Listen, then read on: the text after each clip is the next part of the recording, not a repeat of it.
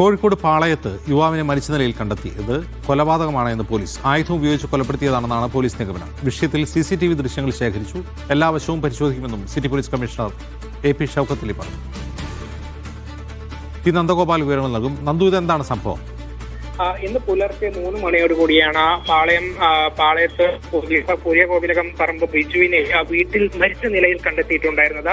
പിന്നീട് ഇതുമായി ബന്ധപ്പെട്ട കൊലപാതകമാണെന്ന സംശയം മുന്നോട്ട് വെക്കുകയും ചെയ്തിട്ടുണ്ടായിരുന്നു. പോലീസ് എത്തി നടത്തിയ പരിശോധനയിൽ ഇത് സ്ഥിരീകരിച്ചിരിക്കുകയാണ്. ആയുധം ഉപയോഗിച്ചാണ് ബിജുവിനെ കൊലപ്പെടുത്തിയത് എന്നുള്ളതാണ് കണ്ടെത്തിയിരിക്കുന്നത്. ഏത് ആയുധമാണ് എന്ന കാര്യത്തിൽ ഒരു വ്യക്തത വന്നിട്ടില്ല. പക്ഷേ ശരീരത്തിൽ നിരവധി മുറിവുകൾ പോലീസിന് ഇതുമായി ബന്ധപ്പെട്ട സൂചനകളൊക്കെ ലഭിച്ചു. അതായത് ആരാണ് ഇതിന് പിന്നിൽ എന്നതുമായി ബന്ധപ്പെട്ട ചില സൂചനകൾ ലഭിച്ചു എന്നുള്ളതാണ് പറയുന്നത്.